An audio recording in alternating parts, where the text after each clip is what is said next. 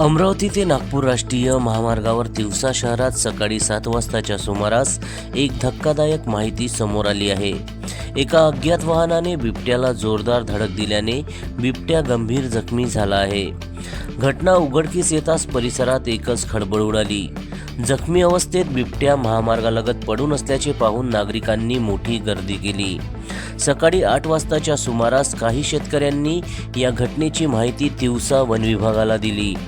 मात्र शिकार प्रतिबंध पथक घटनास्थळी पोहोचायला तब्बल 3 तासाचा विलंब झाला। या दरम्यान बिबट्या जखमी अवस्थेत तडफडत पडून असल्याचे चित्र पाहायला मिळाले। घटनेची माहिती मिळताच वन विभाग, पोलीस आणि अमरावती शिकार प्रतिबंध पथक घटनास्थळी दाखल झाले। जखमी बिबट्याला सुरक्षितरित्या ताब्यात घेऊन त्याच्यावर प्राथमिक उपचार करण्यात आले। यानंतर पुढील उपचारासाठी बिबट्याला नागपूर येथील गोरेवाडा वन्यजीव उपचार केंद्रात हलविण्यात आले आहे। वन विभागाच्या माहितीनुसार बिबट्याच्या पायाला आणि जबड्याला दुखापत झाली आहे। सध्या त्याची प्रकृती स्थिर असल्याची माहिती अधिकाऱ्यांनी दिली आहे।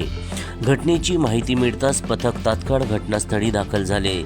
जखमी बिबट्याला सुरक्षितरित्या ताब्यात घेऊन उपचार सुरू करण्यात आले आहे, अशी प्रतिक्रिया RFO अमोल चौधरी यांनी दिली।